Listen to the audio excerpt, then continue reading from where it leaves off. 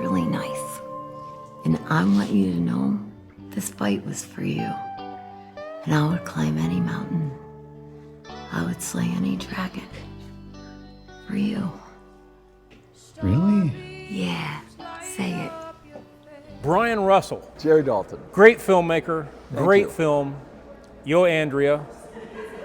Inspiration for this. Well, so Yo, Andrea was made, it was like, I guess it was technically still the pandemic, but we were a year into the pandemic, and I called up a buddy of mine, and we were, he had written this feature-length screenplay, and he had recently read the section of his screenplay for a class, like an online class, and it was the section that became Yo, Andrea. And I was like, we got to make something, dude. We were screening other movies for another festival, so I always joke that our movie was made out of hubris. Like, I looked at all those other movies, and I'm like, we can do better than that. Everybody tries hard. I totally get that, but it was a motivating factor for us. So we didn't have a lot of like, oh, we want to make a movie about a love story or anything like. It was really like, that's the screenplay he had. This section we knew worked, and and we shot it. How did you find your actors? Because you got some great actors. We do have some great actors. We're really, really fortunate. So Mike, the writer, and my co-conspirator, he is Mike Bowen, the main actor in the film also. So he came with the script. It wasn't getting made without casting him in that role, and he is an awesome actor. I've actually used him in many other projects. He was in a project for me just last week, like a corporate project. And he knew Tanya from acting circles. So he suggested her, and she was perfect. And she agreed right away when she seen the script? She did. The thing I find about actors, especially professional like actors, is the key is getting to them.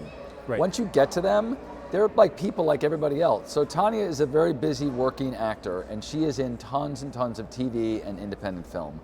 But she's like a great human being. And she saw a good script, and I'm not sure why she felt comfortable with me, because I hadn't done much. But for some reason she did. She trusted Mike, she trusted her friend, and she came out and she made it with us, and she's awesome, as you know. Well, it really worked. Yeah. I mean, it really did. Thank you. You made an executive decision, you were talking about it last night, and I thought it was brilliant. You can pick up on it if you make films, that the lighting, the sunlight. Yeah. You had to make a decision whether to go with one lighting source such as the sun or multiple through multiple windows. Right. I thought it really worked. So what was there a breakdown on the set of some thinking it was going to work, some thinking it wasn't going to work, and then you kind of had to pull the lever and know this is what we're going with? It's funny, so I am a sort of a DP and like producer first and foremost. Like I've been a DP for the last, 12, 13 years.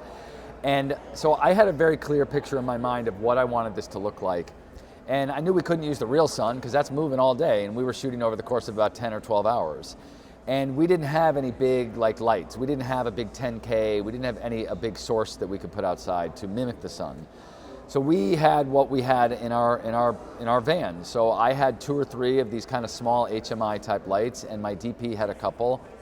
And I was like, I want you to put 2 over there, put 2 over there, and put 3 back there. And he's like, well, that's ridiculous because now the sun's coming from 3 different directions.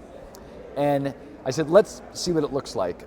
And I also had an idea that we had to scrap because of time, but I said, let's see what it looks like. And I was like, this looks great. All I really care about is I wanted hard edges on my actors. I wanted this very sort of like moody environment. And it's a bar. And also I hated the look of the bar.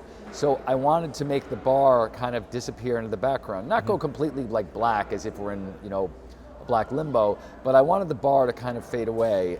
And I wanted the focus to really be on the actors. And, so we tweaked the lights all day long. So every time we moved the camera to get, your close-up, my close-up, the wide, whatever, we did move things around. But in the end, I was thrilled. And only people like you and I really noticed it. Well, it worked because you do really pay attention to the subjects and not the bar, which usually it's the different. It's opposite of that unless you have a really powerful scene, something massive going on, that Right. You'll pay attention to the bar, the bottles behind the bar, the lighting. Right. You did an excellent job. Thank you. Of shooting in there so you get the feel for it, but yet it's about the subjects. Right. And the subjects, we don't want to tell the audience how it ends, but it's great actress too. I mean, she's top notch. He's top notch. Yeah. She pulls off so many emotions in a couple of minutes, and that is tough.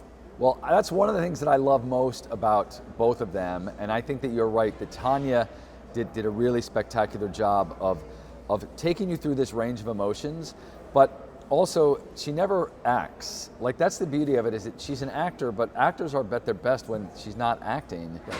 And she did all kinds of little things, like the hand on the back of his neck, when they're dancing, and the way the thing happens at the end that we won't reveal at this moment in time. Right. But the way the climax of the film comes, it all feels entirely real.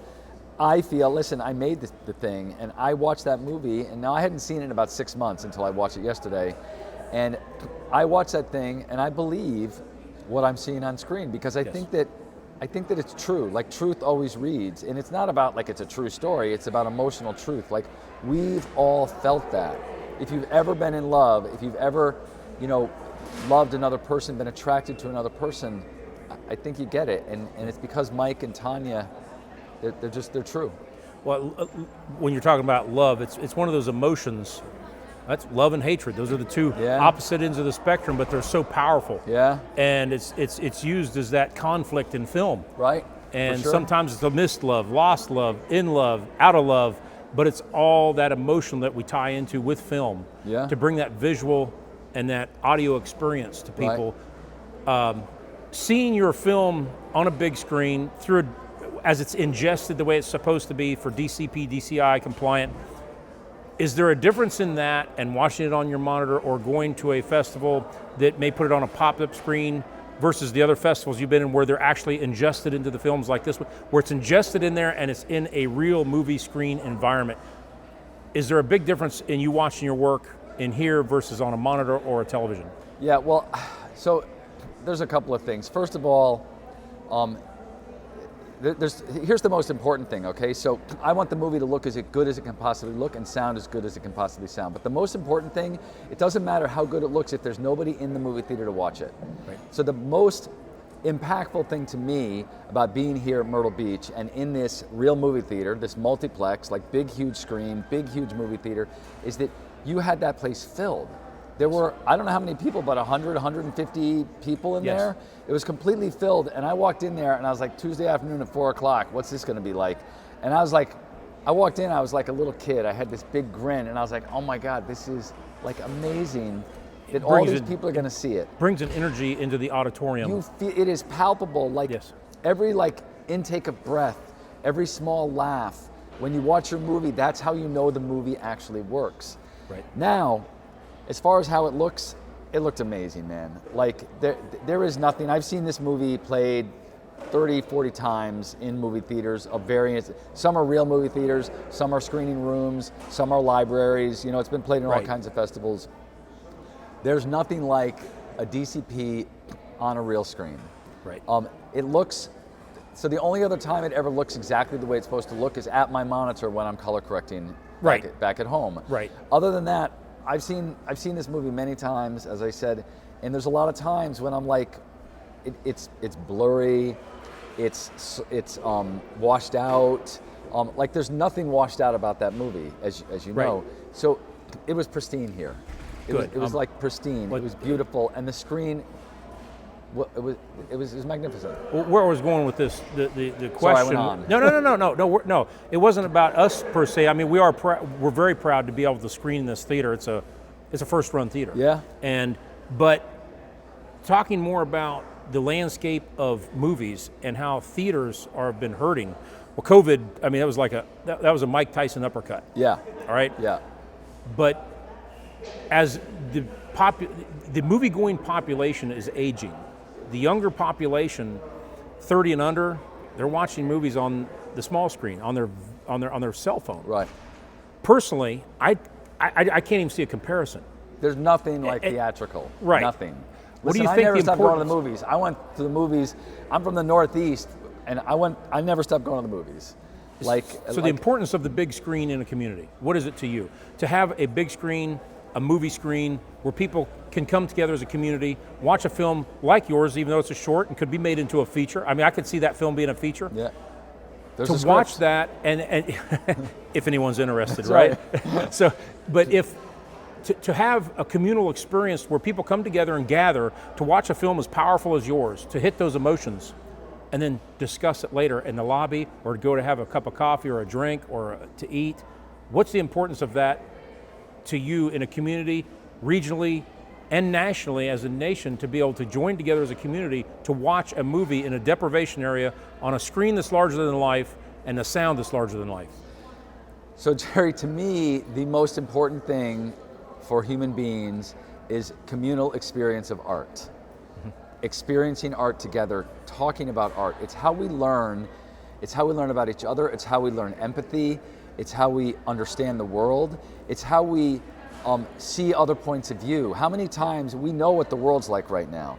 How many times I'm not saying you and I necessarily, but you have your opinion and I have my opinion. But we walk into a movie and we see a story about something and you're like, oh, Perception. I have an idea of what that other person sees now and why they might feel that way. That's what art is about. Right. And it's about human connection. And when people say to me, like, I just like to go to a movie to be entertained, of course, we all want to be entertained. But I go to movies for so much more than just being entertained. Last night, I'm walking down the street out here.